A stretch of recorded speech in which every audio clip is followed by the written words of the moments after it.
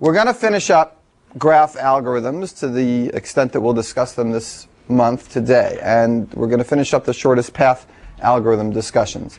There's other graph algorithms that are worth seeing, and we'll run advanced recitations on them if you're interested. By the end of today, I will shift over to a different application, to geometric algorithms. And we won't go as much in depth with them as we have with graph algorithms, but we'll do kind of a little bit of an intro, a little bit of a digging through the cave of geometric algorithms. And there's a deep cave there. You can take a whole graduate course just in geometric algorithms, but we'll just get some of the ABCs done and do the basic algorithms, the sorting algorithms, quote unquote, of geometric algorithms. And then we're shifting gears after that to techniques. And when we talk about different techniques of doing algorithms, we're going to use examples from all these different applications, and even from applications that we haven't discussed as a separate topic. So we'll see examples from graph algorithms again. You'll see examples from geometry. You'll see examples from mathematical algorithms. And you'll see examples in string matching, and in searching and sorting, and in scheduling. So when we talk about techniques, the examples will be very, very broad and not necessarily from the specific applications that we've dealt with so far. Getting back to shortest path. In the shortest path algorithm, there's one main idea, and it's a greedy idea. It's a greedy strategy. And the strategy says that we're going to keep track of current distances and the parent of the shortest path tree, and we're going to update it as we move along. And we're going to update it in this greedy way in the sense that we're going to look at local phenomenon, and if we can do a little bit better, we'll improve the distance values and the parent values. And if we can't do better, we'll go on and look at some other local feature. And when we're all done looking at all these local features, we'll have the overall best shortest paths. And I mentioned to you many times that you can only do this if there's no negative cycle in the graph. If there's a negative cycle in the graph, nobody knows any good polynomial time way to do it, and this local greedy strategy won't work. Instead, you'll either get wrong answers or an infinite loop, depending on what your algorithm tries to do. The first version of shortest path that we talked about is originally due to Dijkstra, although he didn't, in his paper, originally talk about the implementation. So the priority queue implementation and the heap implementation came after him, but he originally talked about this algorithm in the early 60s or late 50s. And it's a very, very basic idea. We're going to do our little local greedy improvement in a particular order. And all shortest paths are basically deciding, let's do it in a different order. So here's what the local greedy strategy is, and I'll review how Dijkstra's order goes, and then we'll shift over to different kinds of graphs and talk about different kinds of scanning orders, ones which work for different kinds of graphs. So Dijkstra decided he's going to use this greedy strategy, and everybody's been working on this one since, and it works like this. It's a very intuitive idea. You scan a vertex, which means we're going to focus on a vertex, look forward, and make local changes in all the vertices that it connects to. So scanning a vertex means looking at all the other nodes that are adjacent to that V, all the U's that are adjacent to that V. And for every one of them, we're going to basically say, hey, look, we know that the current best way to get to V is distance of V. So now we'll scan forward on the edge that goes from V to U. We'll look at the weight. We'll add it to the best way to get to V. And we'll see, is that better than the current best way we have of getting to U?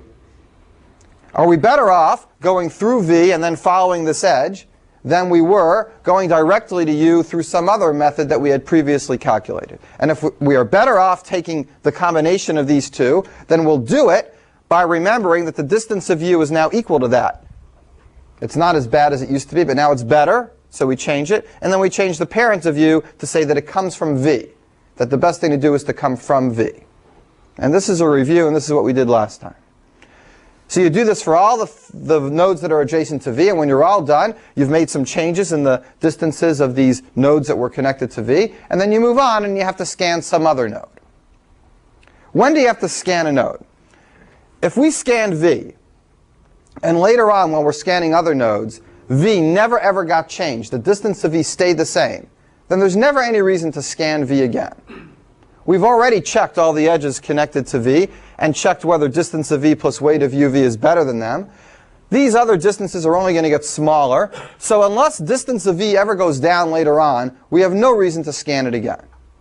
Right? That's an important thing to realize in shortest path algorithms. And that's what makes these algorithms run efficiently and finite, and make sure they don't go into infinite loops. In Dijkstra's algorithm, we always scan the node which has the currently shortest distance, which has the smallest one. And it turns out that if you do that, then once the node is scanned, you never ever relabel it or change it to a smaller value. And there's a theorem that states that, and you can prove it.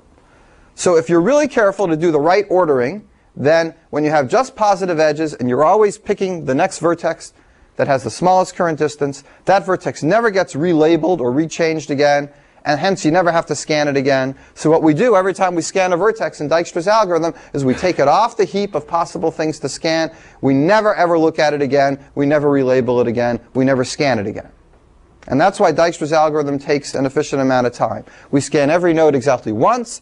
This takes one if statement worth, and the only amount of time that this requires is if you're using a heap, then it takes log n in order to change the value of the distances that are sitting on the heap. So e times log n, and that's the complexity. That's review, and that's what we talked about last time. All right, so there are questions about that so far. Yeah? It's the way VU, isn't it? Because could be a directed graph, and you're trying to get from VU. Yeah, it's... Yes. Absolutely.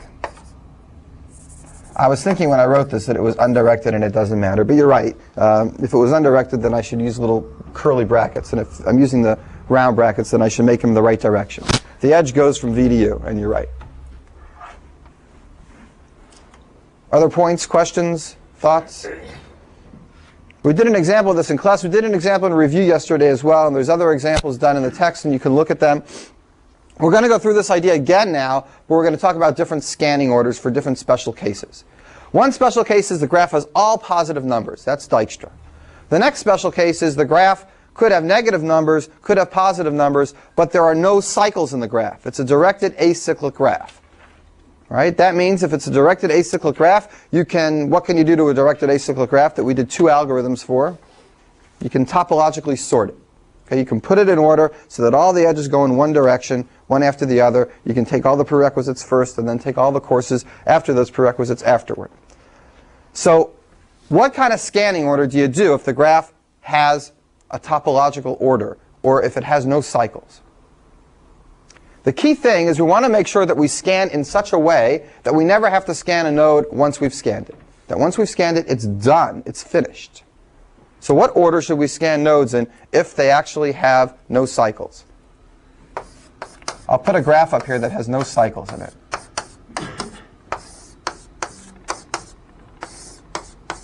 This graph has no cycles. In fact, that's a topological ordering of it. All the arrows go from left to right in a nice line.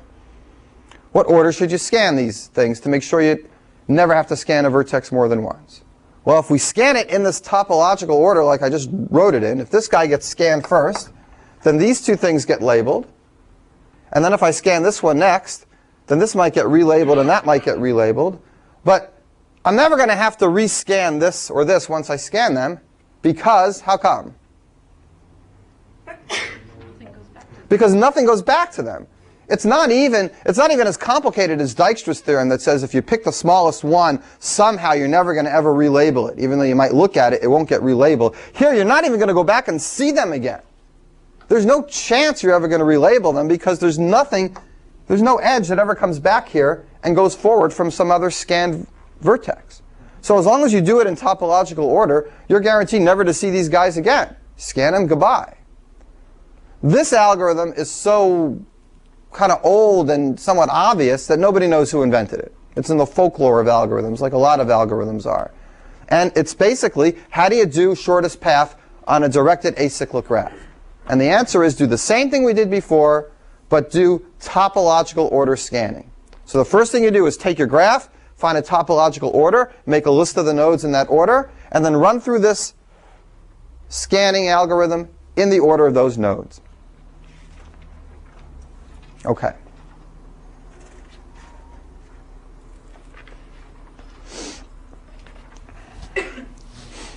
Are there questions about that so far?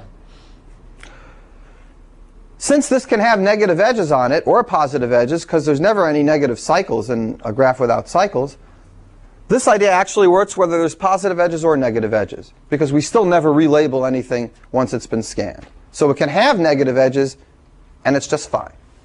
Because of that, if I ask you the question, what about the longest path? On the exam, you had a question, the longest path on trees. Okay, that's not an easy question. It's an interesting question. There's a lot of ways to do it. The most efficient way is kind of tricky, and the least efficient way is at least something you can come up with on the spot. But what about this? What about a graph, something that's more complicated than a tree? How would you find the longest path from here through the graph? Well, all you have to do to find the longest path is to take all the edges you have and turn them into negatives, and then run the shortest path algorithm on that. And whatever you get shortest when you make the edges negative will actually be in real life the longest path. So you can find longest path in something like this, because there's no problem having negative edges on it. Anytime you can put in negative edges, you can always change the shortest path to a longest path by changing the edges before you run the shortest path, switching them positive to negative, negative to positive. So you can solve longest path. You can do it on a directed acyclic graph. And it's as simple as saying, take all the edges, change their sign, run the shortest path algorithm with topological scanning. Right? And that's going to solve longest path on a directed acyclic graph. So don't think longest path is always hard. It's easy if there's no cycles. It's easy if you can do the shortest path in the presence of negative edges. That's the moral. All right, before I go on and spend a little more time on the next special case, I want to go back and at least talk very, very briefly about the question on the exam that you did yesterday, because it's a really cool question, and I want you to at least see at least a different way to think about it now that you have some time to think about it. You should be able to come up with some solution to that question. And here was the question. The question was, you have this big tree. Think of it as undirected in the sense that you can go anywhere in this tree from one place to another. Or think of it as directed, but there are children pointers and parent pointers. You can go any place you want in this tree. And the question is, what's the longest path through this tree? Okay, this is a well-known notion, and it's called the diameter of a tree. Right? And as I mentioned before, you're given one spot called the root.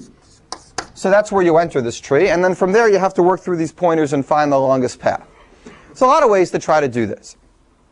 If you just do it brute force, you should come up with some kind of an order n squared, or n times the edges way. And if you think about it very, very carefully and you end up being clever on the spot, you might even come up with a linear time way. But whichever way you came up with, and I want to talk about the brute force or the other ways, we can review those in recitation, but I do want to just talk about one very, very interesting way to think about it that sometimes people think about who don't have any background in algorithms. And here's what I mean. Let's say somebody gives you a big, big tree like this, but instead of writing it on the board, they build it out of string and beads. So the length of the string are proportional to the weights on the edges. So if this has 8, they'll make this 8 inches, and if this is 4, they'll make that 4 inches, and they'll just construct it. Okay, it's actually a good thing to do in middle school, because kids spend a lot of time doing this. They get a big kick out of it, and those that can't really think analytically so well at that age, at least they like to build stuff. And there you have this big, big contraption, and you build a big one, right? And you don't tell them what it's for. They just build it, and you have this big, big, big box, and it's filled with this huge string contraption with beads on it.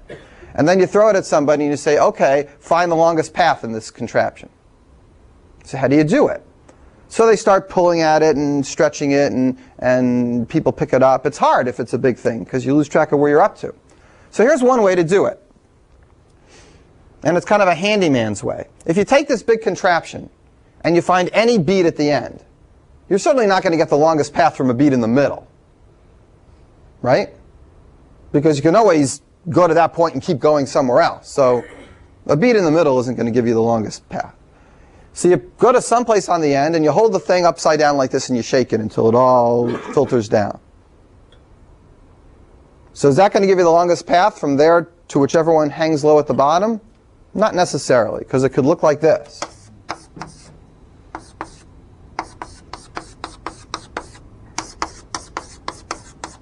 If I picked up this one, then this is clearly the longest path.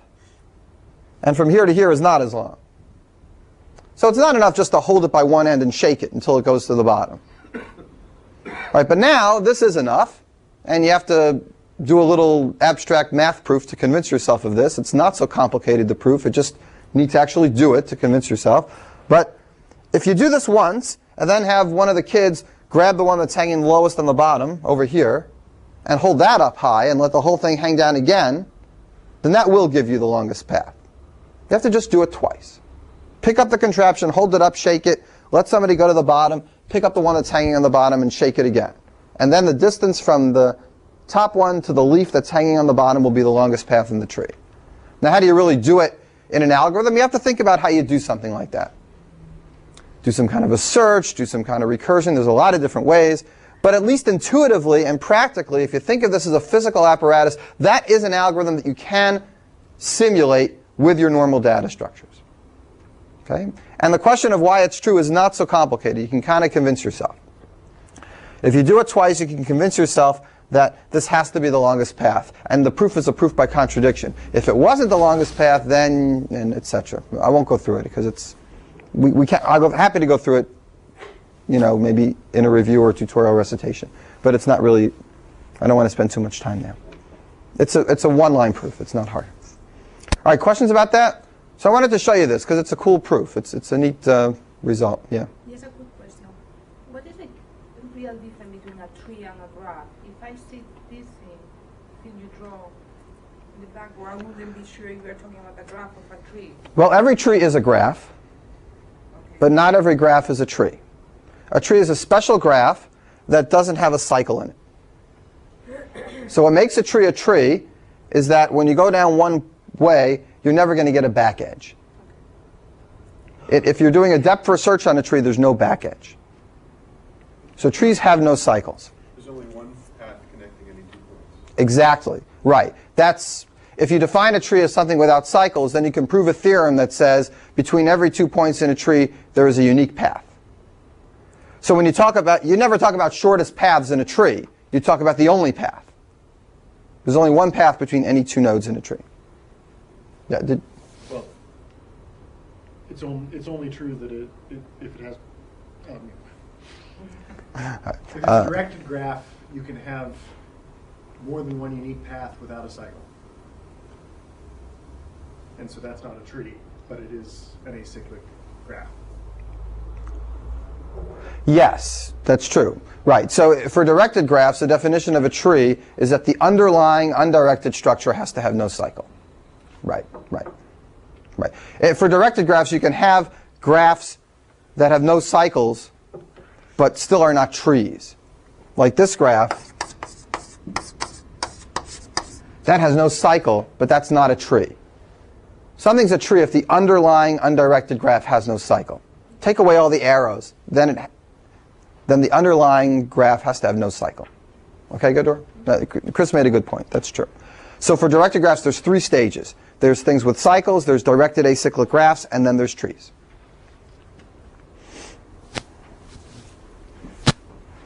This notion of the longest path is actually a notion that comes up in graphs too, the diameter of a graph. But there, it's a little trickier because there isn't a unique path between every 2 nodes.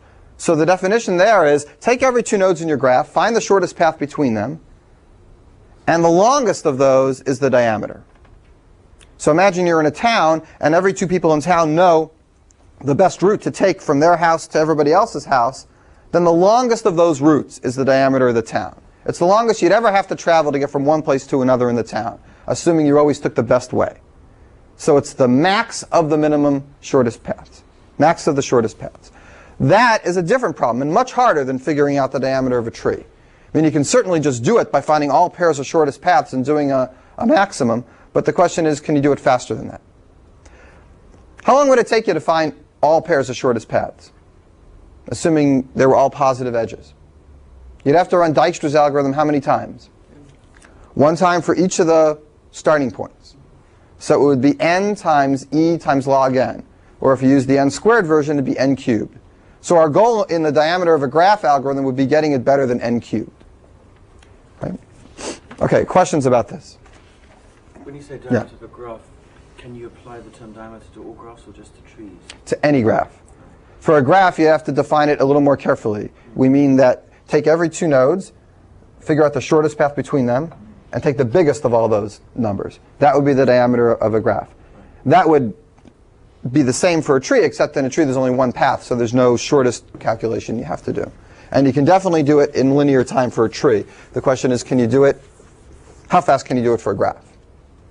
That's a hard homework problem.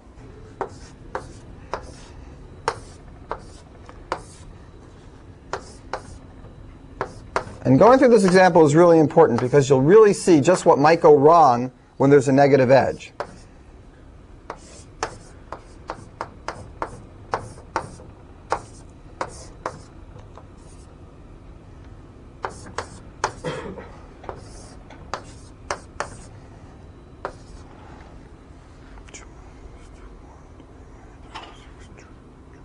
Okay.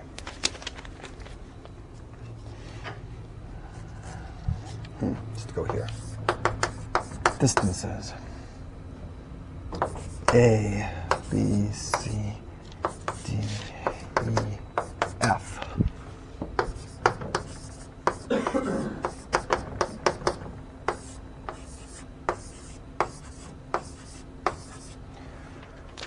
Okay, here's a graph that has negative edges in it, but if you look really carefully, there are also cycles in this graph.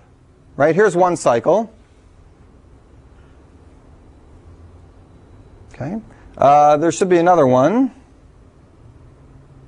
FCD. Oh, here's another one. Yeah. Okay. Here's another one. There's a few cycles in this graph. None of those cycles, if you add up their weights, should be negative. If there were, then we wouldn't be able to do this problem correctly in polynomial time. And you can check that none of them are. This one's 0. 0 is OK. But it can't be negative. This one is, it's not a cycle. This one is 1. OK. Oh, I didn't have that one. I thought there was another one somewhere. I got a big one. No, that's it. OK. So some of the cycles are one's 0, one's positive 1, but none of them are negative. So we can definitely do the shortest path algorithm on this, but which order should we scan the nodes? That's the question. We're going to do it. Our starting point is A. That's arbitrary. And therefore, we set the distance of A to 0 and the distance of all the others currently to infinity. As far as we know, we can't get to any of them at all. We haven't looked at any edges. We haven't scanned anything. Okay. This method I'm going to call breadth-first scanning, because we're basically going to do a breadth-first search of this graph and scan the nodes in that order. Now, it's equivalent to what the book calls the Bellman-Ford algorithm, but the Bellman-Ford algorithm doesn't go out of their way to scan in any particular order. So what they do, I'll show you at the end, is just scan in any order, just do it enough times. And that's a little less easy to understand than this. It's easier to understand the algorithm, but much harder to understand why it works. Here we're going to scan in a particular order, and the engineering of this example will be much faster than doing it the Bellman-Ford way, which will always go through more times than it needs to. All right, so we're going to scan in a breadth-first way, and we'll see what happens. Let's go through it and analyze a little. Scanning forward from A, which two distances do we change? We change B and E. We have 0 plus 1, 0 plus 2, so we can get to B in 1 and E in 2. So this becomes 1 and this becomes 2. And do we worry about the parents? We do, but I'm not going to write them in because you guys can do it on your own. It'll take away from the real thing, which is calculating the past. But sure, you definitely keep track of the parents. And both of these would have parents of A. Absolutely. OK, so according to our method, we're going to scan breadth first. Now, how do you generate things breadth first? What data structure do you use when you generate things breadth first? You use a queue. And that's what we're going to have in this algorithm. There's going to be a queue. There's no queue in Bellman-Ford, so that's the main difference. Here we're being very careful about what to scan next. And in Bellman-Ford, they keep scanning. I'll tell you how many times later. I'll tell you the difference between them. So we have a queue. And in the queue, we started off, the queue goes this way. We started it off with A. And then this algorithm basically has a loop that says, as long as the queue is not empty, take the next thing out of the queue and scan it. Anytime you actually relabel something, stick it in the queue. because you're going to have to scan that again. If something's already in the queue and you relabel it, then you can just change its value. You don't have to actually put it on the queue again, because it's already there. It's going to get scanned anyway. Everybody get that? Let me say that again. The algorithm looks at the queue, takes the next thing that's in the queue and scans it. If doing that scanning changed any distance values, then you take those things and you put them on the queue also. So in this case, B will go on the queue and E will go on the queue. And A is now off.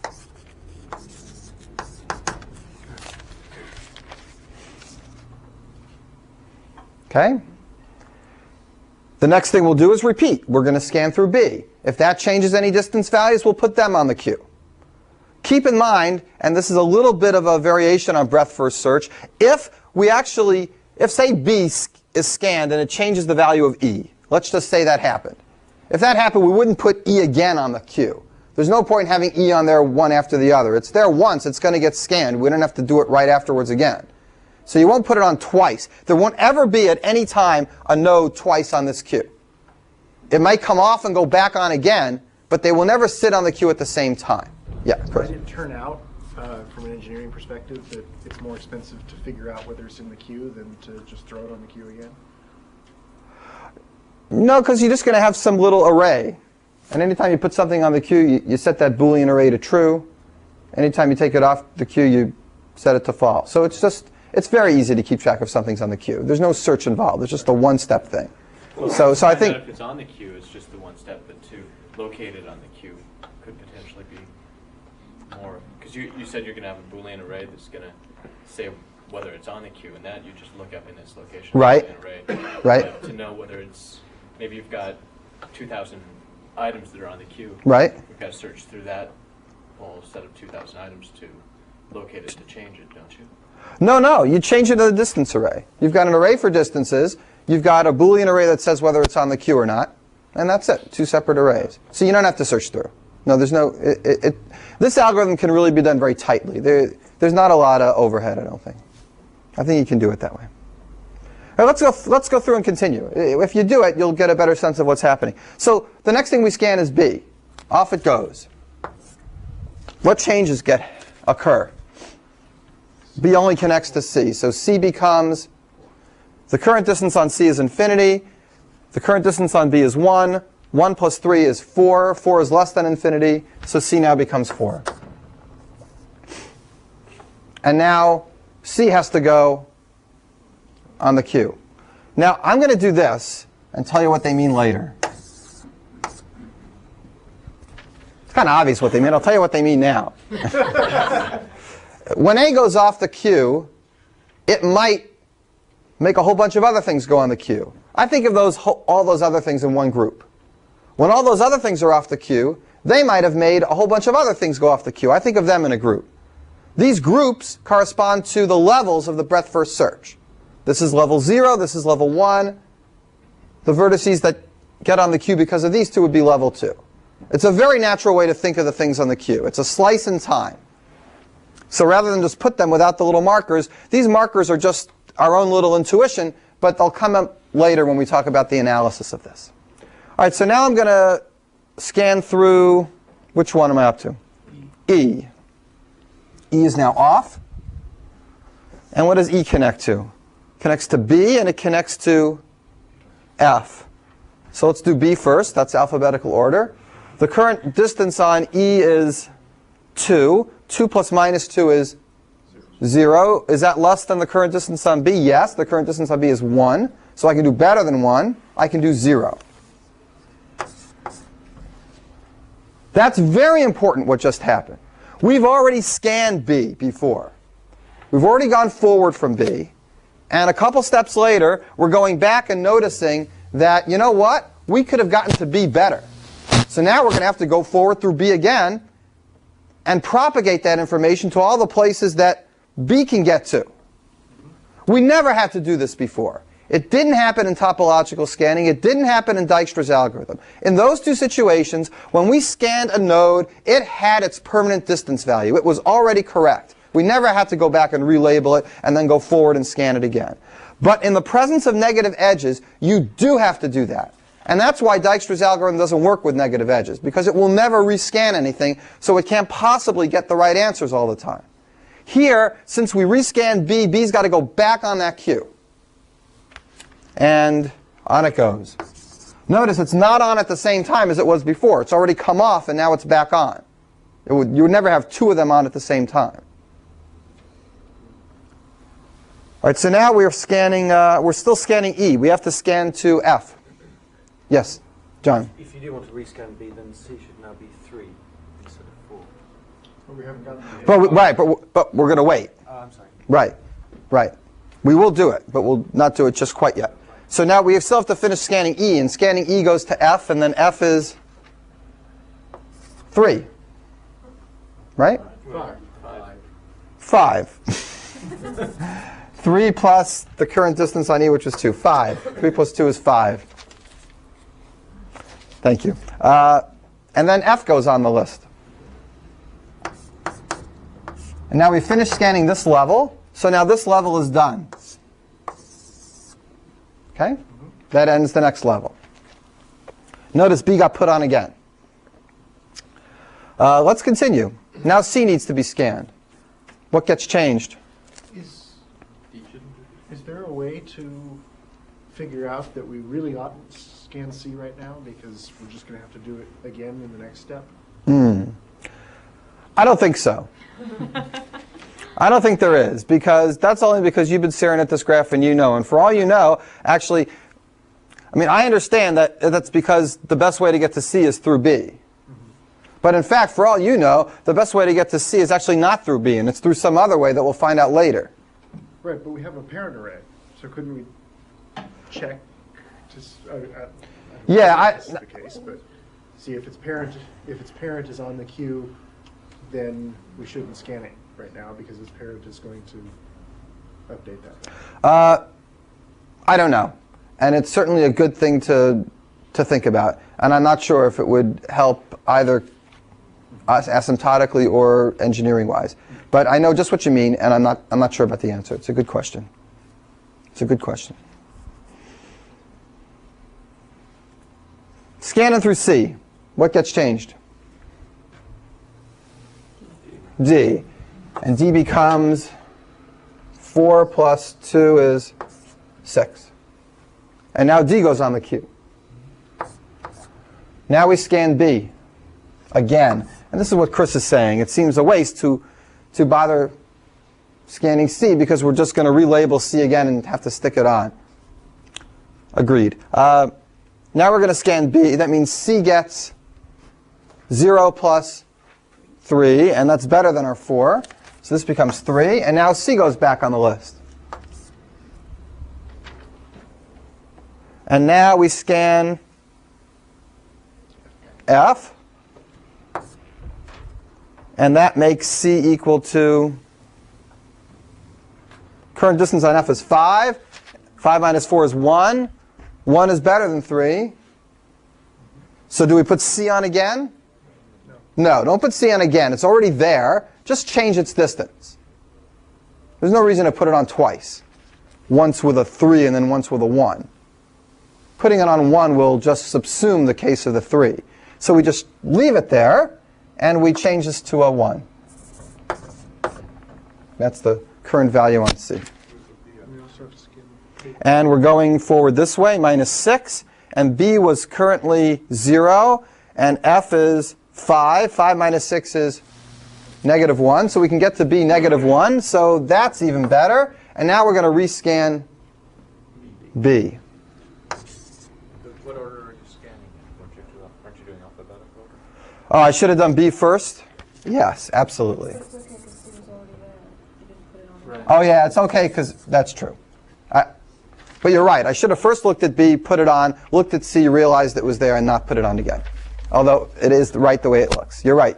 You're right, Todd. Our convention is to do alphabetical order in the adjacency lists. Okay. I want you to get a sense of this. I want you to realize how many times you have to relabel every node in doing this. It's not okay just to go forward and hope you're going to scan each one once.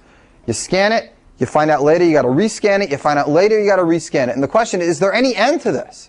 Can this go on forever?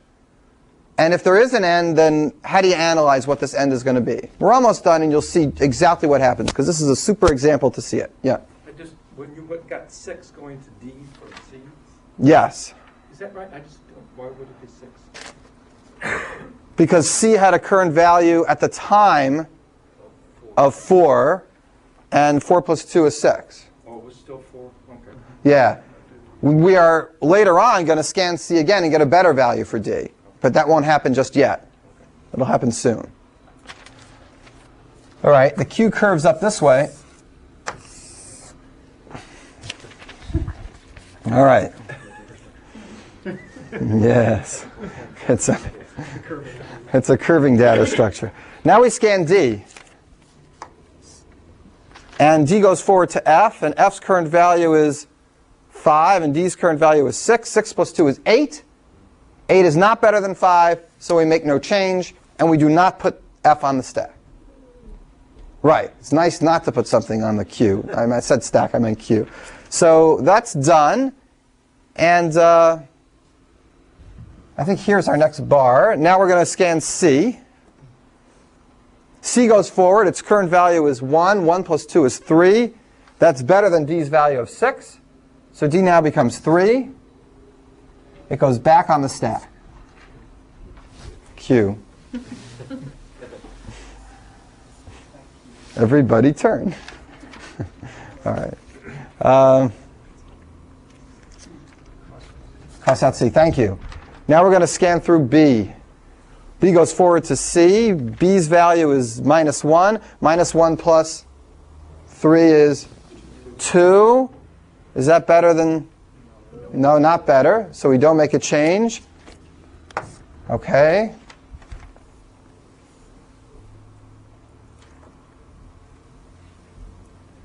Now we scan D.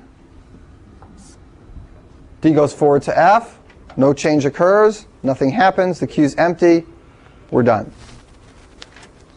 Right, D is 3. 3 plus 2 is 5. 5 is the same as F. If it's the same, you don't make a change. Finished. Q's empty. How many phases in this algorithm? Where a phase is one of these levels. 1, 2, 3, 4, 5. That's very important. There is a limit to the number of phases you can have in this algorithm. And I'm going to explain to you the theorem that gives you that limit in just a second. I'm going to convince you that the number of phases here is limited. And it's limited to the number of nodes minus 1. So there are 1, 2, 3, 4, 5, 6 nodes. You can have at most 5 phases in this graph. You're never going to have more than 5 phases. I'll explain to you that in a minute. But if that's true, let's analyze how long this algorithm takes. Let's say that we never have more than 5 phases in this algorithm. Then how long is it taking? It's guaranteed to end after 5 phases if there's no negative cycle. Well, in each phase, what's the worst that can happen? You could have all the nodes on the graph in that phase, right? How many steps does it take to scan all those nodes? You got to pull them all off one at a time and look at all the edges connected to all of them. That's proportional to the number of edges in the whole graph. So every single phase, in the worst case, if all the nodes were on the graph, would take some time proportional to the edges in the graph to pull them all off. Look at all the edges connected to each one of the nodes. And there are n phases, or n minus 1 phases. So the total time of this algorithm will be e for every phase times n, the number of phases. And that's the best you can do with this algorithm. That's as fast as it goes. Now, I haven't convinced you. I've just told you that there's a limited number of phases in this algorithm. Before I convince you of it, or at least give you a plausible reason, I won't prove it, but I'll give you a plausible reason. Before I do that, I want to compare this to the Bellman-Ford algorithm. Because the Bellman-Ford algorithm is like a chaotic version of this. Here's what the Bellman-Ford algorithm says. It says, go through every edge in your graph and scan forward on those edges. Don't even do it by scanning nodes. Just pick every edge and scan them all. And when you're all done, do it again. And when you're all done, do it again. And do it n times. The Bellman-Ford algorithm says scan everything and scan everything n times. This algorithm says don't scan everything. Scan the ones that got relabeled. But I can argue that you'll never have to do it more than n times. So the Bellman-Ford algorithm works in kind of this magical way. It just does it n times, and it says when you're all done, that's the best you can do, and I'll prove it to you. Here, it's a little more intuitive. We're only scanning the things that get relabeled, and I'm going to convince you that things that get relabeled never create more than n phases. And each phase is at most e. But notice that this is going to be faster engineering-wise than the Bellman-Ford algorithm. The Bellman-Ford will actually look at all the edges n times. It will be en all the time. Here, we never got the worst case showing up here. We didn't get 6 nodes or 7 nodes on each phase. We got 1, 2, 3, 3, and 1. So this in practice will probably be faster than the Bellman-Ford simple implementation, even though they more or less do the same thing. Yeah? A little bit confused why each phase is only e times. Mm-hmm. Because it seems like each node that we're scanning might potentially have to scan all of the edges, and there could be potentially N edges. every node could be in each phase. We could have. Yes, right. So it seems like each phase could be n times e. Oh no, no, it can't be quite that bad. Here, the worst case. Here, say you have this node, Doug, right? The worst case is that it connects to a whole bunch of other. It connects to all the other nodes. All the other ones. So the worst case you're imagining is really n squared, is what you're trying to say. So you have n nodes. Well, that one node has to scan all the edges because it's connected to all the nodes. It scans n. It doesn't scan all e. There's other edges in the graph. Yeah, it scans n. So you're trying to say, why isn't it n squared? Why is it e? Right. And the answer is that, here, let's look. Let's say the graph looks like this, where there's lots and lots of edges connected to this one.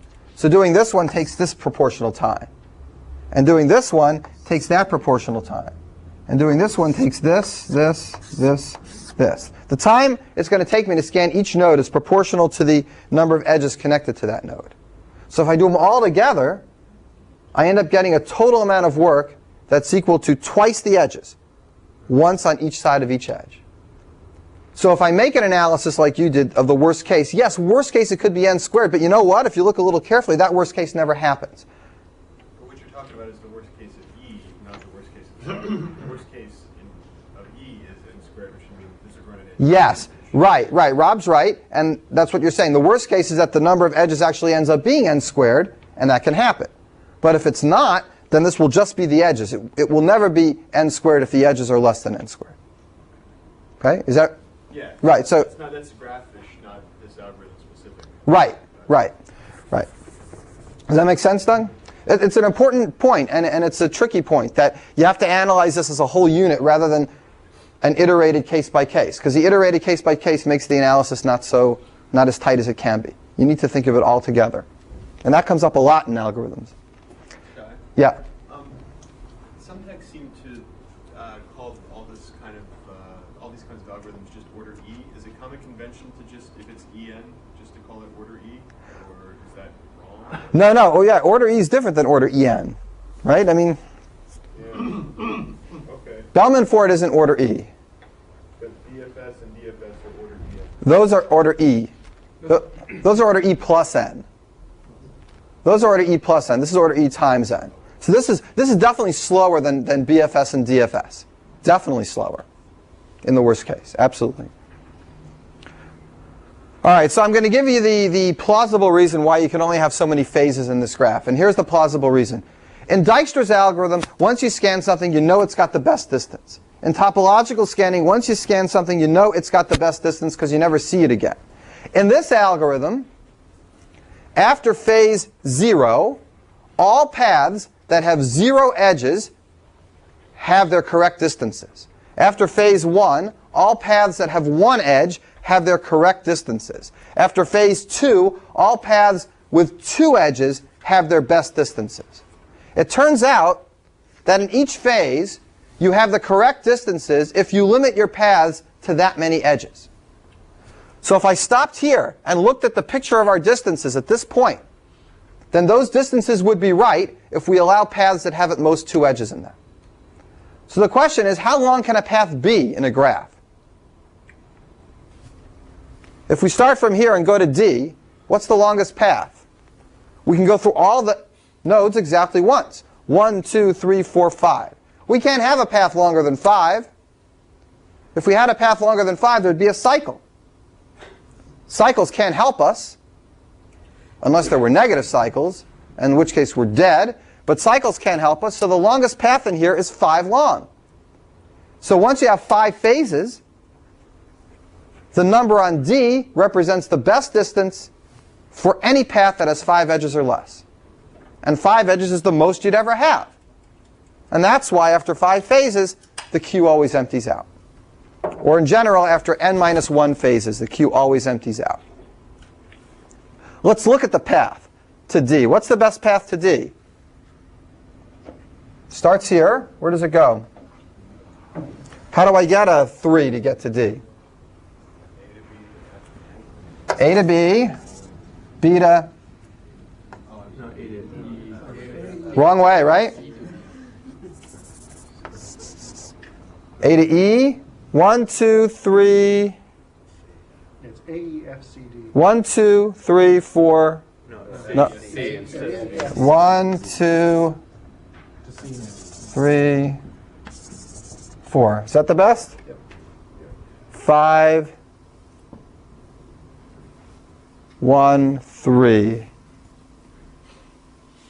5, -1.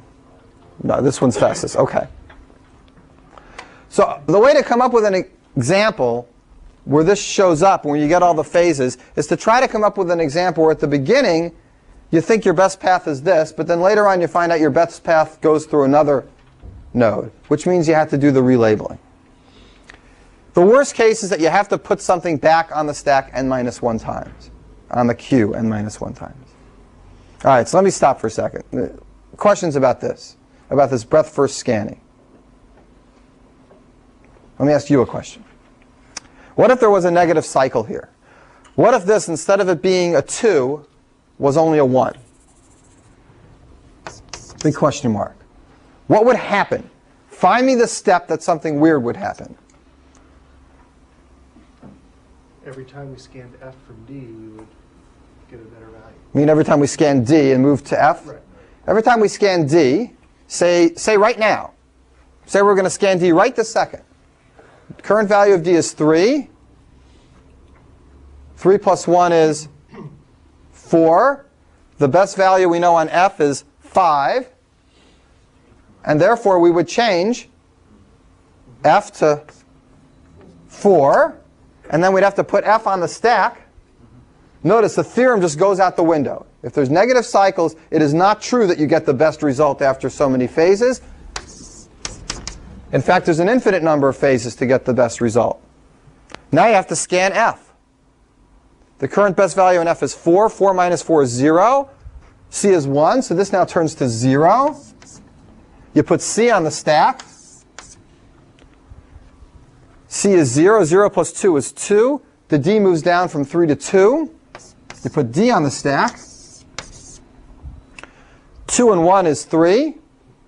The best you can get to F is 4, so this becomes 3. What's going to happen here? You start following these 3 sequences on the queue over and over again. FCD, FCD, FCD, forever. The theorem blows apart. It doesn't hold. The algorithm blows apart, and it runs forever.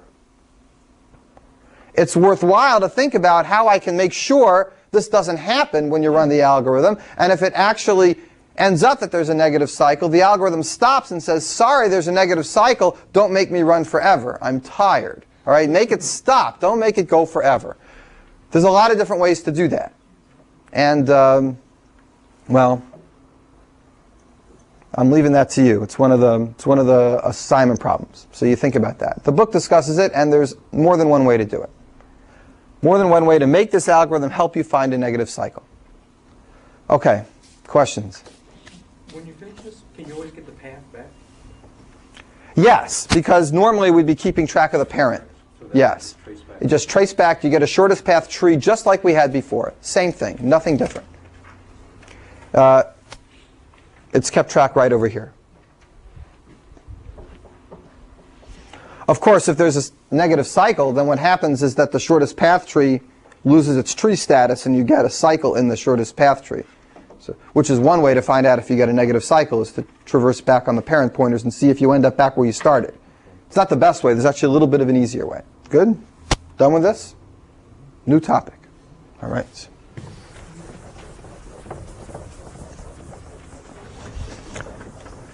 So Todd, before you were asking me about Bellman-Ford, do you get the distinction between them? Yes, I do. Okay.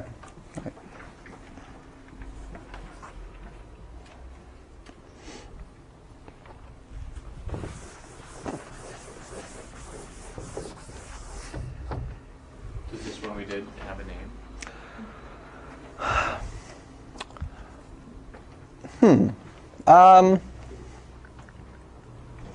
I don't know. This particular approach and the way of showing it, where everything is just scanning orders of doing scanning rather than a lot of different things, but it's all just different versions of the same idea, is originally written in a book by a guy named Tarjan, who did a lot of these kind of algorithms and data structure analysis. It's a very good book. I have it in my library. It's called Data Structures and Network Algorithms, and he just calls it breadth-first scanning. He gives a little history of where it came about, and the original people who created it were Bellman and Ford independently. Bellman in particular discussed this stuff a lot. So I think this is just Tarjan's presentation of Bellman's algorithm in a way which is easier to analyze. He does a really nice job of stripping away seeming differences between things and making them seem more uniform. So it's a really good thing to read or look at. Our book is okay too, but I like Tarjan's approach better. Does the breadth first scanning method run slower than Dijkstra's algorithm in a? Oh yeah. Yeah, Dijkstra's algorithm takes e log n or n squared, and this takes ne. Well, but yeah. in the case where... Oh, in the case where it's positive? If it was positive, then you never would update anything, would you? There's a good question. So Chris asked a question. Let's say all the edges are positive, and you run the breadth first scanning algorithm. Then how long does it take? If you actually go ahead and run one of these scanning algorithms like breadth first or any other one on a positive edge graph, then the question is, do you ever need to go back and relabel something? So the answer is, I think, yes, that you might have to. It's not going to run as fast as Dijkstra because it's possible that a breadth first scanning accidentally will not do the shortest current distance first, in which case things do need to get relabeled and then rescanned. It'll never be worse than NE, but I don't think it's going to be, in general, as fast as Dijkstra. You could certainly do both. You could just say, look, if there's a choice between, it's a little tricky. You can do a hybrid. You can say, look on the queue and take the one that's the smallest current distance next or something. It might mess things up in the analysis. I'm not sure. But the answer is no. It wouldn't run as fast. You can't just do one and have the best of both. Other questions? Okay.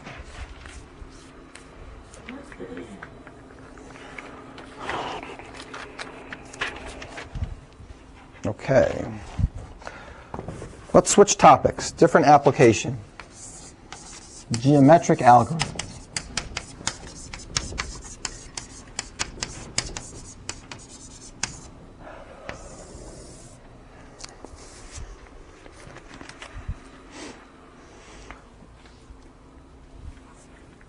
So geometric algorithms are what they sound like. They're algorithms that deal with things that you normally think of as being in geometry. I gave you a version of minimum spanning tree that's really a geometric version that's NP complete. And that was if somebody gives you a bunch of points like this, the question is, where's the best set of points that you can connect edges from those points to these given points and get the minimum weight of all the edges all together? Is it something like this?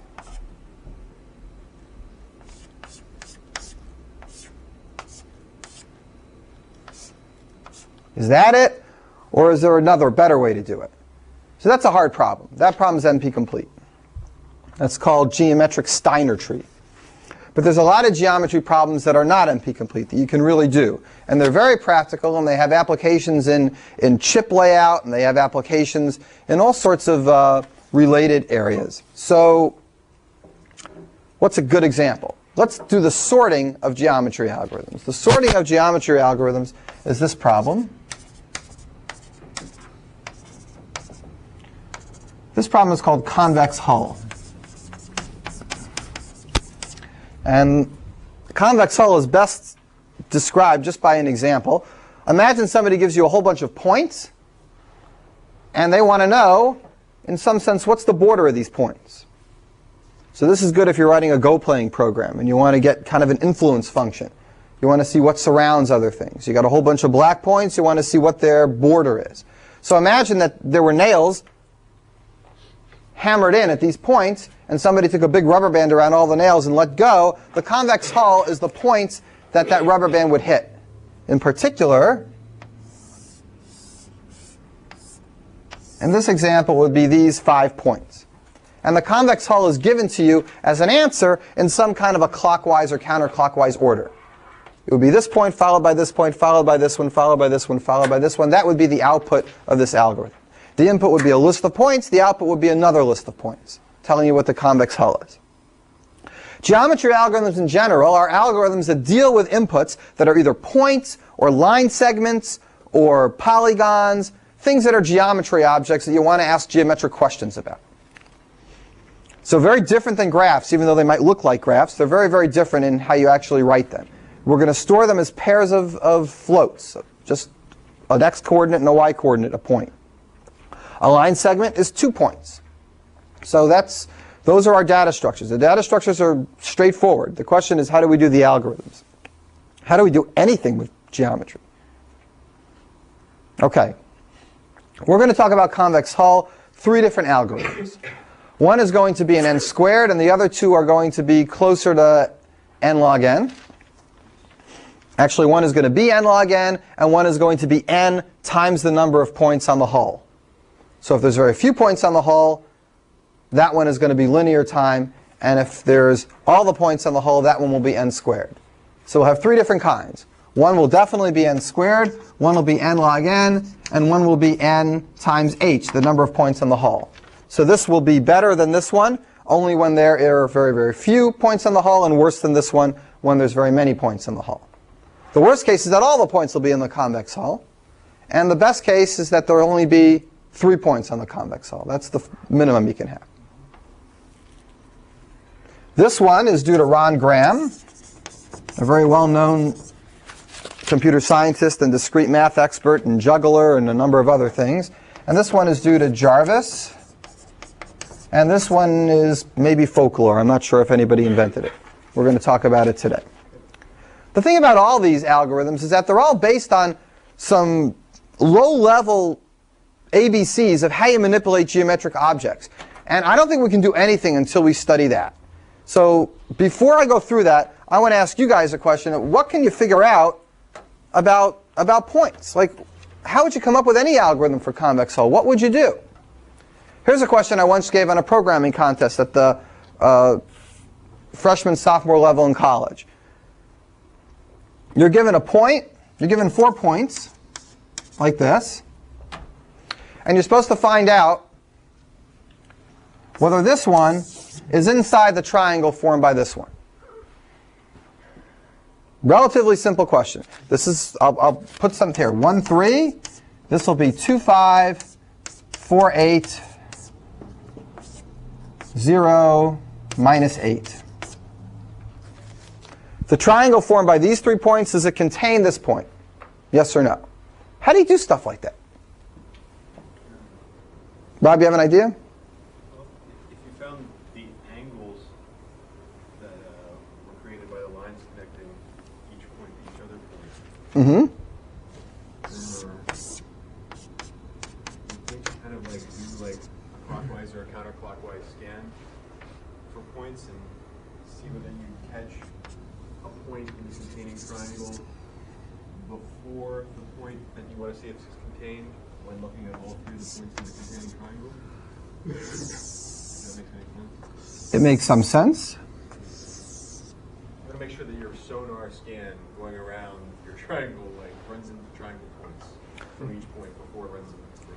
Okay, so it's like doot, doot, doot, doot, doot, doot, doot, doot, doot, doot, doot, bleep, right? That's fine. That's a good visual way to do it. The question is, can we mimic that visual idea with some simple if statement, with some, something that really gets right down to brass tacks and does it? This is more or less the picture of the triangle I drew, right? The skinny little triangle. And is 1, 3 inside this? Well, I think it's kind of easy to see it's not. But even doing it this way and drawing the pictures, it could get so close that maybe we wouldn't be quite sure.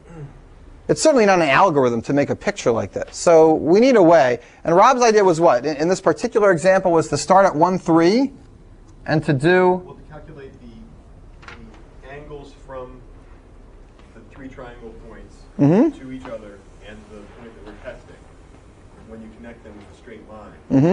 That way you could sort the angles, and depending on whether you're going counterclockwise or clockwise, whichever one came first would be either the point of the containing triangle or the test point, which would mean that it was not contained. Okay. Okay. So Rob's getting at an important thing. We need to be able to tell, it seems it's going to be useful to tell, given, say, A, B, and C, we need to be able to tell whether this thing is to the right or this thing is to the left. Some way of checking orientation between lines. Now we can do that if we actually had the angles, like Rob said, but it turns out that it's inefficient to be computing angles because then we have to do all sorts of trigonometry. And who wants to do trigonometry if you don't have to? So in computational geometry, you want to avoid doing trigonometry as much as possible because it slows you down and it gives you things that isn't necessarily accurate and may be floating point values which depend on the accuracy of your computer. And in very, very close cases, that accuracy might break apart and you'd think things are equal when they're not. So you want to avoid that if possible. You want to stick to integers. You want to stick to things that will avoid that calculation. So we need to do what Rob suggested, but we're not going to do it using angles. We need a way that avoids it. We can find Equation of lines. Let's look at that. Well, first let's define more specific what we're trying to do. Let's say that we want to do this. Here's the point 3, 5. And here's the point 8, 2.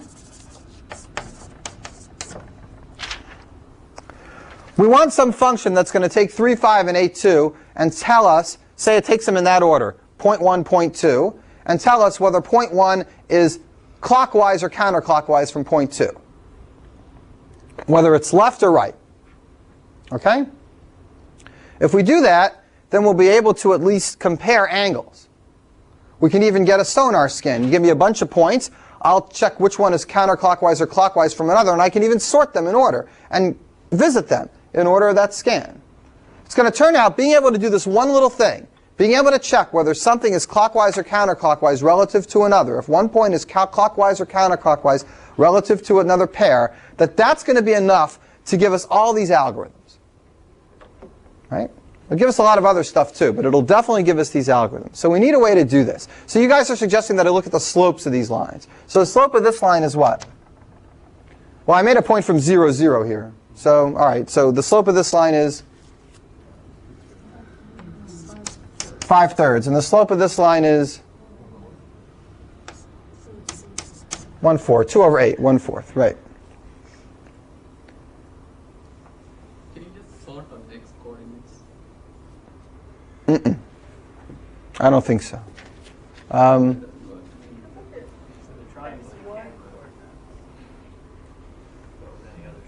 So Heather, I can.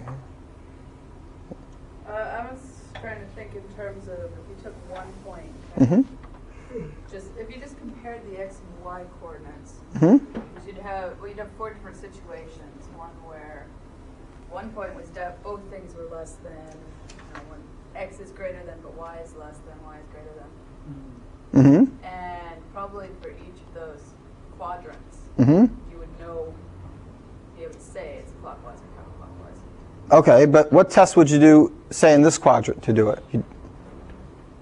Well, in that case, like...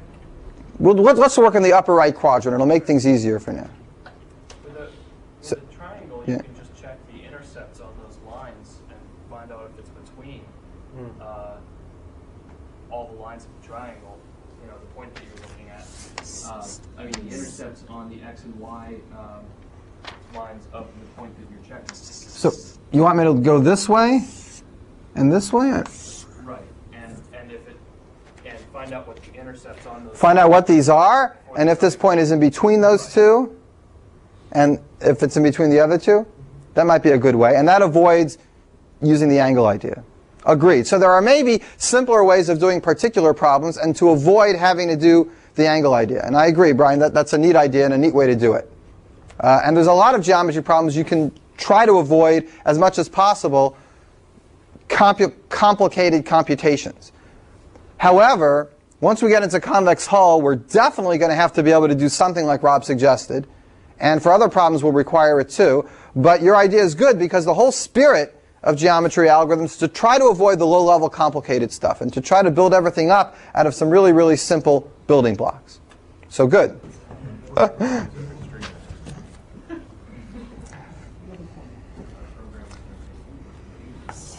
Let's call this procedure orientation. P1, P2. We want a procedure called orientation P1, P2, which takes 2 points, P1 and P2, and tells us, is the first one clockwise or counterclockwise relative to the second one? Okay, so this is what it will look like. If P1 is here, and P2 is here, then this thing should output. P2 is clockwise. Right. P1 is counterclockwise from P2. Right. So however you want to say it. Right. We'll do it with respect to the first one relative to the second one. This should say. First relative to second relative to. It should output either P1 counterclockwise from P2, or it should output P2 counterclockwise, sorry, P1 clockwise from P2. It should tell you P1's orientation relative to P2, clockwise or counterclockwise. And the origin. Right? And the. Should it take an origin as an input as well? We'll talk about that in a second. Good point. This is the simple version. We'll soup it up later. We're just assuming there's 2 points. We want to figure out that we're doing our, our little angle check from the middle. How do we do this? Let's call P1 equal x1, y1, and P2 is x2, y2. So our slope for P1, in this case, is 5/3, or y1 over x1. And our slope for P2 is y2 over x2. Okay so far? And I told you that we didn't want to do division, ideally. So how do we check the comparison between these two? Basically, if this one is bigger, then we want to say counterclockwise. And if it's smaller, we want to say clockwise. Okay? So how do we make a comparison without doing a division? Right, this is from, God knows, the early Middle Ages. People knew how to do this. You take two fractions and you want to compare them. You don't do any division. Actually, the definition of how to compare fractions is this times this bigger than this times this? That's what they even teach in probably, I don't know, what, 4th grade or something? 20 compared to 3. If 20 is bigger than 3, then 5/3 is bigger than 1/4. So that's what we do. We calculate, let's write it out, y1 times x2, and we compare it to x1 times y2. We subtract these two, one from another. If it's bigger than 0, then we output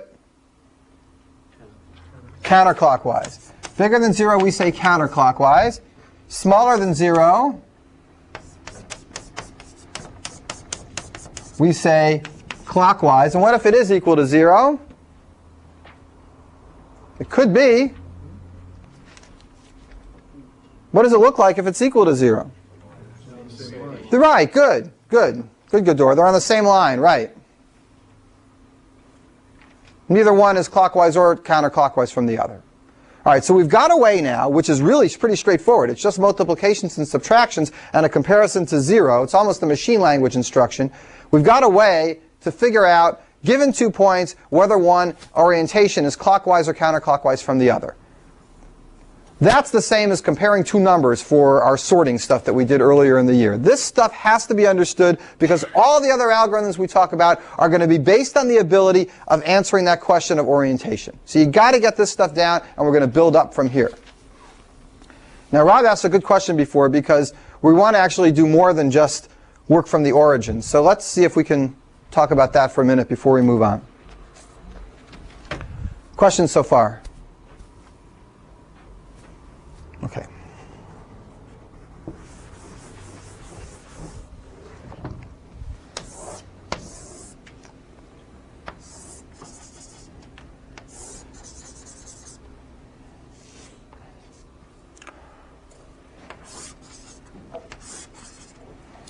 Okay, let's say you're over here at this point. You're not at the origin anymore. And you have an algorithm that says, choose the edge that's the most rightest one. That's the most clockwise one. Okay? That's a typical thing you'd want to do in an algorithm. Make the rightmost turn. Go this way. How do you do that? Well, suddenly we've changed our focus. Instead of being at the origin and wanting to compare this to this, now we're here and we want to compare this to this. Whichever one is the most clockwise, we're going to choose.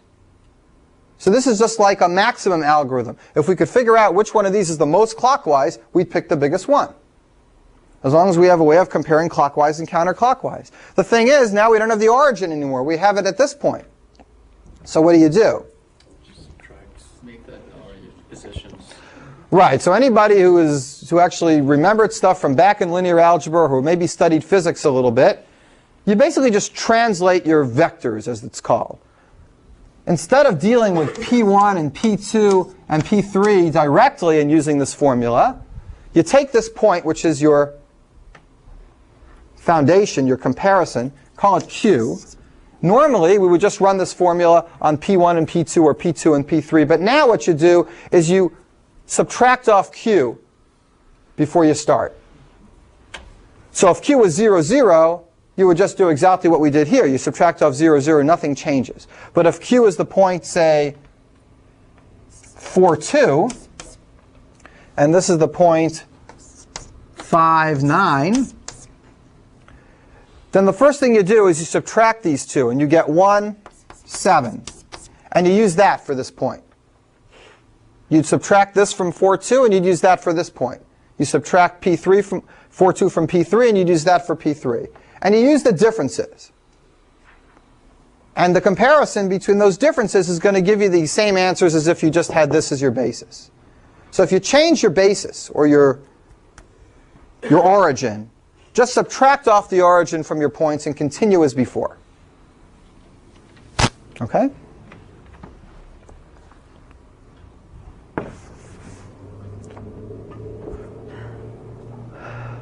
All right, let's check to see if it works. Let's do an example, because I see a few confused looks, and I'm not sure maybe if everybody gets it. So let's go ahead and do it. Let's say this point is really 5, 9, and this point is really 4, 2, and this point is 3, 8. And we want to know whether P1 is clockwise or counterclockwise relative to P2 with respect to this point Q. So we calculate the difference between them. For P1, we get 1, 7. 5 minus 4 is 1. 9 minus 2 is 7. For P2, we get, what do we get? -1 and 6. And now we go ahead and compare these two.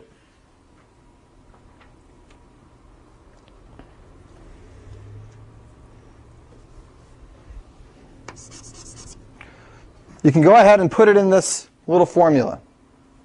So what do we get? Which one do you want to, we'll call this one P1. That 1, 7. So what's the value that we get when you calculate this computation?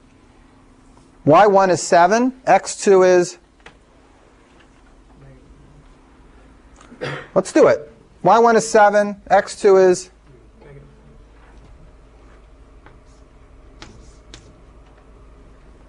x1 is 1 and y2 is 6, so you get 6, Negative 6. So that's a negative number. It's smaller than 0. That means this case. And that means the first point should be clockwise relative to the second point with respect to Q. The first point was P1. It's clockwise relative to this, with Q as the origin. Therefore, clockwise in our sense in this example means bigger, so I would use that rather than go this way. If I wanted to make the most right-hand turn, I would move to P1 because it's clockwise of P2. So I've got this very, very basic thing at the very bottom level that lets me choose which one of these angles is the most clockwise or the most counterclockwise. All right, questions about this? Can we ignore, I mean, if they're equal, is there no more information we can get about one being further out than the other one, which would seem to make a difference for something like convex hull? Sure you could. If there was a tie, you'd just pick the one with, say, the biggest y value in this example because we're going upwards. So you would break ties by the y value. Absolutely. Seth, you have a question? Yeah. Well, so everything's both clockwise and counterclockwise with everything else, right? So where does this break? You know what I'm saying? Yes, I do. It's a little annoying when you first see this. That's a good question. Your first instinct should be, well, wait. This is clockwise to this, and this is counterclockwise to that, so there seems like you're not really learning anything. But there is something absolute that you want to learn. If I fix myself here, and I look at all these points, and I simply want to know which one is right of which, that is something absolute. This one is definitely right of this one, and this one's definitely right of that one. You're saying how far to, like, is this really Right? There's no absolute there. Yeah, but when you use the Well, if we started, to get the home, you're going to be going one direction. You're just going to be trying to make all of the left. You know, you're just going to be scanning one way the first thing you intersect. As long as, No, but as long as the first point is on the outside. right, so we choose for the first point X max or Y max or X min or Y min, something that's on an edge, and then scan relative to one of the other edge But points. Seth is asking, we came up with this is clockwise, but why isn't it counterclockwise, just going all the way around this way? So the answer is, think of the halfway point as you'd never go around more than 180 degrees. So this is consistent with that 180 degree idea. So which way is 180 degrees? Clockwise or counterclockwise? It doesn't matter. If you're going to compare these two and they're less than 180 degrees apart, then clockwise and counterclockwise are distinct. And that's it. So good question. That's important. All right. By the way, I haven't done this outside of the first quadrant. I mean, Heather kind of mentioned this at the beginning. You know, she said, you said, oh, I don't know, we'd have to do different things in other quadrants because there's different signs, right? The x's, and you're just wondering, oh, gee, is it all going to work out? Do I have to do all sorts of different things? Well, this is one of those lucky times. It's like you made something work in the one quadrant, it works in all the other quadrants too. It just happens to be perfect. And if you look in the book, they make a big deal about this, but I won't, but you can look in the book and check it. This is the magnitude of what's called the cross product of these two vectors. So if you ever wanted to know what a cross product was good for, it's really useful to do any geometric algorithms. It is crucial. It is the ABC low-level comparison to check angles is done with cross products and avoids division and avoids trigonometry. So this actually is the definition of the cross product between these two vectors. It's also the determinant of this.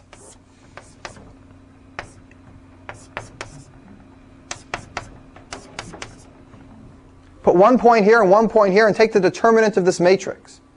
That's also this value. So what are determinants good for? They come back here. It all comes together in one big linear algebra circus. Right? So we're not going to get too much into it, but you should realize that that's where it all comes from, and that's where the motivation for it is from. And everything that we're going to do from now on is going to build on top of this.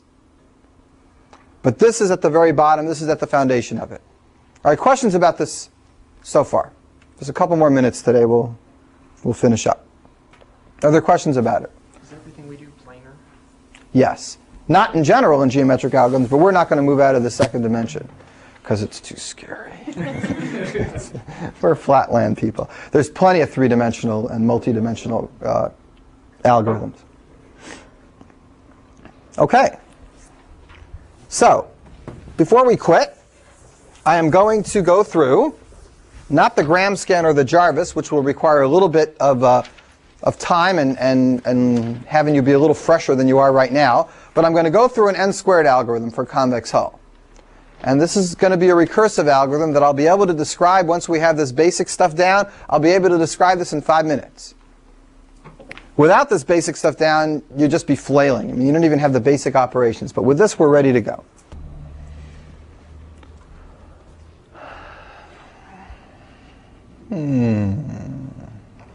Good, right here. OK. Here's some points on the board. We want the convex hull. Here's my algorithm. I love doing things recursively because I get most of the problem done for free, right? And it's just so easy. So here's how I'm going to do it. I'm going to find the convex hull of this set of points by finding the convex hull of all of them except one, and then figuring out a way to include that one in my answer to all the other ones that had the n minus 1, right? I could also split it into halves and figure out a way to merge two convex hulls together. I wouldn't be able to explain to you in 5 minutes how to merge two convex hulls together. But I will be able to explain to you in 5 minutes how to stick one extra point in once you get the answer for n minus 1 of the points. Well, which one of the points am I going to leave out? It's my algorithm. I can pick it, right? That's what's so good. I mean, it's not like you have an adversary here. You can just do whatever you want. So here's what I'm going to do. I'm going to take these points, and I'm going to sort them left to right. So I'm going to leave out the leftmost. I pick it. That's me, right? It's nice because you'll see why in a second. Maybe you see why already. And now I'm going to call convex hull on the rest of the points, recursively. That works by magic. All right, so, okay, so now I get the sequence of points representing the convex hull on the n minus 1 to the right. Let's write a recurrence equation. T of n equals T of n minus 1 plus God knows what. All right? So now what we're going to do, we have to take this one, and we take a convex hull and a point and combine them. Well, it looks kind of easy, right? There's nothing to do. What could have happened where I just don't go ahead and say combine? I mean, in this example, it looks like it takes constant time. Just take the convex hull and the point and put them together, right? There's nothing to do. But that's not going to be the case all the time, is it? Here, let me show you a case. Well, you show me. Where should I put points to make this look a little worse and to make it a little harder? Above the point way up toward the top. Like here? Well, leftmost, but yeah. So it's up, yeah, like that. Well, then that would be here and here. That would still be easy. Right, Mike? Oh, I you'd have to. Yeah, okay. Give me an example where, at this point, I'd have some work to do. Like right here, maybe? No, that's still okay. That's okay? No, what about in that? If I had these 3 points here, it would look like this. Have your left point way above the whole kind of.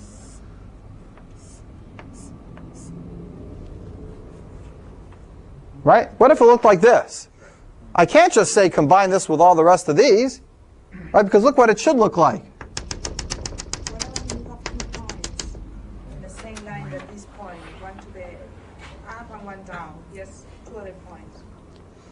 Okay, good. Right. The ones in the middle here, see the ones I just put in that could have been there? I don't want to include them in my overall convex hull. I want to leave them out. How do I make sure to leave them out? Kador just gave me an idea. How do I make sure just to get this one and this one? How do I find those guys? I got a list of all these points. How do I find this one and this one? Right, do that relative clockwise thing. Go ahead on all the points and check.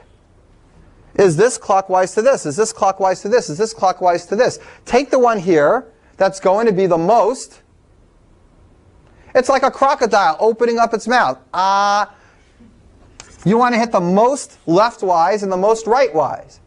That's where you're going to merge it in. And everything in between gets deleted, and everything on the other side stays in. So it's just a minimum and a maximum calculation. The most clockwise, the most counterclockwise, relative to this origin of all the points on your convex hull. Okay? Well, But you aren't guaranteed that that point is outside of the convex hull. There's no such thing as a point outside of the convex hull. If the point had been in the middle of the convex hull that you had already calculated. No, but you're not. You're getting a convex hull of n-1 sent back to you from the recursion. Oh, you mean like this one here? Well, the point that you've taken out of it. The 3 points I took out of it. No, the point that you've got circled. Yes, yes. Your external point. If it had been in the middle of your convex Oh, then this screws up big time. Right. Very good point. Why did I choose the leftmost? Because I know the leftmost has to be on the convex hull. And I know that I can treat it like a crocodile that just wants to open up wide and see the edges. It's like a horizon. What's the furthest point to the right that I can see and the furthest point left I can see? And you're right, Doug, it would not work if this last point was someplace in the middle. I had to control it a little bit. So the way I controlled it is I said, I'm going to make sure the first point I leave out is going to be one that I know has to lie in the convex hull, and I'll pick it because it's the leftmost. This is a very good point, and that's the crucial reason why this really works. Now, how long does this take? Worst case. Tn equal Tn minus 1 plus, how many steps does it take me to do this calculation? You know how to do a clockwise, counterclockwise calculation in one step, but I might have to compare. I have to get the maximum and the minimum of all these numbers. So I have to compare them all to each other and find the maximum minimum. That's going to be order n times. And this recurrence equation, as you know, ends up being order n squared. Now actually, I should mention, there's a better way of implementing this. And if you think about it really carefully, it's one of the star problems in the book. It says, do this idea, but make it run in order n log n. Right? So you can think about that. It's not one of your homework problems, and you don't have to, but it's a good, challenging problem. It's not obvious how to make this run better than n squared. But this is at least our first gut instinct. The key thing that I wanted to motivate with this example is how important it is to have your basic tools. When somebody gives you an algorithm on strange-looking data that we haven't dealt with before, you've got to decide what are the basic things you need to do. Make sure you can do them efficiently, and then build your algorithms on top of those things. This orientation check is enough to do a lot of geometric algorithms. Okay, questions about this? But just in the recursion, you're going to go with n minus 1 and then take the leftmost of that. But that's not that be necessarily on the convex hull, is it? Just on the convex hull of everything except Yeah. the other point. The next left is going to be on the convex hull of these points to the right. So the way the recursion actually unwinds is you start with the 3 most right points, and you find their convex hull. And then you back up and add the next one that's leftmost in, and the next one that's leftmost into that. And the last step is you add the leftmost one here into the whole convex hull. So you build the convex hull out this way. So it's okay, but there is one issue that nobody mentioned. It's a technicality, but you should mention it. What is that? What about 2 points on the same vertical line? Yeah, what if I have 2 points right on top of each other? So there isn't a leftmost point. What if I have a point here and a point here? Choose a different starting point. Oh, I guess I could just try it. But what if any way I try, it always ends up with some kind of issue like this? Yeah. Put them both on and take it. They're both on the convex hull, right? So So I can just do one at a time. It doesn't matter what order. It's perfectly fine to do them in any order, and you will still get the right answer. So it's a technicality which just is no trouble at all. Okay. Sometimes this technicality requires kind of a subsorting. You know, if there's a tie, go to the highest one. And the other algorithms we'll talk about will have to do that. They do have to distinguish between ties. But this algorithm is so kind of brute force-ish, almost anything works okay. Yeah, Tony. Would it be possible to, like, divide? Did you mention the possibility of dividing it into subproblems? Like, could you pre-sort the points? Yeah, sure. There's a lot of different ways to do it. You can pre-sort the points. You can split them in half. There's a lot of different. There are, I wouldn't say as many, but there are almost as many ways to solve convex hull as there are ways to sort numbers. Okay. I just figured since you said log n that you have to do some kind of splitting. Right. Right. You could also might think of a heap idea in order to. I mean, what are we really doing here? We're getting the min and the max, right? That should scream. Maybe there's a way to do it with a heap. It isn't obvious because every time you get the next subproblem, you have to kind of rebuild the heap from scratch because all the angles change. But maybe there's a way to do that and update it as you go. Yeah, Rob. You could eliminate internal points to your figure in various ways, Right, there might be some pre-processing you could do to shorten it up, possibly. What if you just used your counterclockwise or clockwise algorithm to determine right turnedness and left turnedness and traversed the points that were to the outside of the group? And then after you were done, go back and post-process all your right turns, say, and back up your initial point until you... That's a good idea. That's a really good idea. That's a little bit like Jarvis's algorithm, sometimes called the gift wrapping algorithm. You kind of put a piece of tape here and try to wrap as tightly as you can around. It's a little like that. One little thing before you go. This is n squared. I told you can do n log n. Nobody has a linear time algorithm for convex hull. It'd be nice to know if it was possible to do that. Same with sorting. But it's not. And I'm going to convince you it's not really quickly without any decision tree. This is a famous example of a reduction, something we'll be going through a lot in the last week. How am I going to convince you of this? I'm going to convince you that if you could solve convex hull problem, then you can sort numbers. And you can't sort numbers faster than n log n. So there's no way you're ever going to solve the convex hull problem faster than n log n. Okay, I'm going to convince you that if you come up with an algorithm and come into my office and say, I got a convex hull algorithm, I can use it to sort numbers. Okay? Here's what I'm going to do. Say I got a bunch of numbers, 8, 15, and 3. And I need them sorted. And it's causing me a lot of grief. I need these numbers sorted. But you got a convex hull algorithm. So here's what I'm going to do. I'm going to take the numbers, and I'm going to turn them into points. I'm going to take every one of these and make it an x-coordinate, and use its square as the y-coordinate. So this will turn into 3, 9. This will turn into 15, 225. And this will turn into 8, 64. And if I had a million more, say 1 will turn into 1, 1. And 6 would turn into 6, 36. I got these numbers to sort. You got a convex hull algorithm. Peanut butter and chocolate. I give you these points. I say, run your convex hull algorithm for me. What are these going to look like? These are going to be points on a parabola.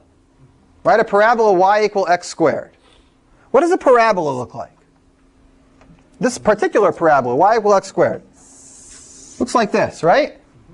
I take my points that I want to sort, and I plot them on the parabola.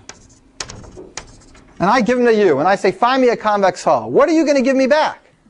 You're going to give me this. You're going to give me an ordering of these points along the convex hull in clockwise or counterclockwise order, and that'll be exactly the order that they're sorted in. 1, 3, 6, 8.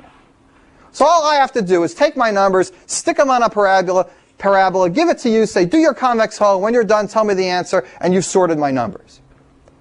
So if you've got a linear time algorithm for that convex hull, then I've got a linear time algorithm for sorting. Because it only takes me linear time to do my reduction, and then it takes me linear time to use your thing. So this reduction actually proves not a good result, but a bad result. Since I've reduced sorting to convex hull, I've reduced it. I've showed you that convex hull is at least as hard as sorting. Because if you can do convex hull, you can do sorting. Therefore, convex hull is worst case, got to be lower bound, n log n. Is that the question? Does the reverse hold true? I mean, can you reduce it the other way? So, like, if you know stuff about your numbers, can you do like a bucket sort on them and then have it run in linear time? That sort of thing? Are you asking, is there a way to reduce convex hull to sorting? Yes. No, not that anyone knows. Convex hull is probably harder than sorting in some ways, but I don't know.